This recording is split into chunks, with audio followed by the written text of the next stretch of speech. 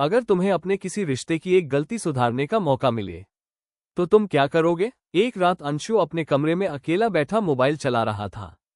तभी उसे अलमारी के पीछे से टिक टिक की आवाज सुनाई दी। अंशु ने अलमारी हटाई तो वहां धूल से ढकी एक पुरानी लकड़ी की पेटी रखी थी। उसने पेटी खोली तो अंदर एक बेहद खूबसूरत पुरानी जेब वाली घड़ी थी।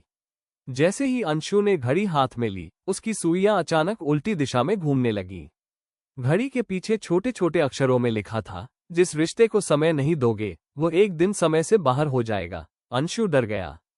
उसी समय पीछे से दादी की आवाज आई, तुम्हें वो घड़ी मिल ही गई? अंशु ने हैरानी से पूछा, दादी, आपको इसके बारे में पता है?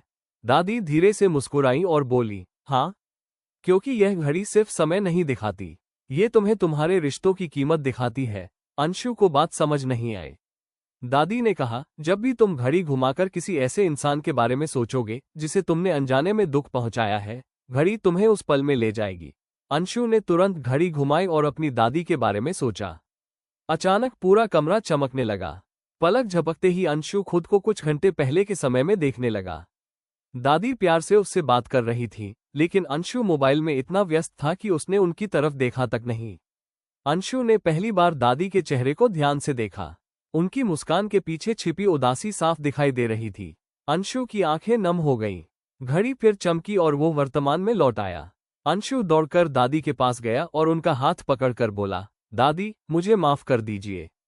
अब मैं आपके साथ समय बिताऊंगा। दादी ने उसे गले लगा लिया। उस दिन के बाद अंशु ने मोबाइल का समय कम कर दिया। वो दादी की कहानियां सुनता, माँ की मदद करता और परिवार के साथ बैठकर खाना खाता। धीरे धीरे घर में फिर से हंसी और खुशियां लौट आई।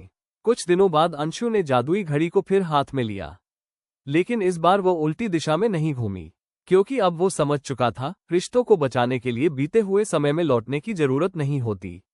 बस आज का थोड़ा सा समय अपने अपनों को देना होता है।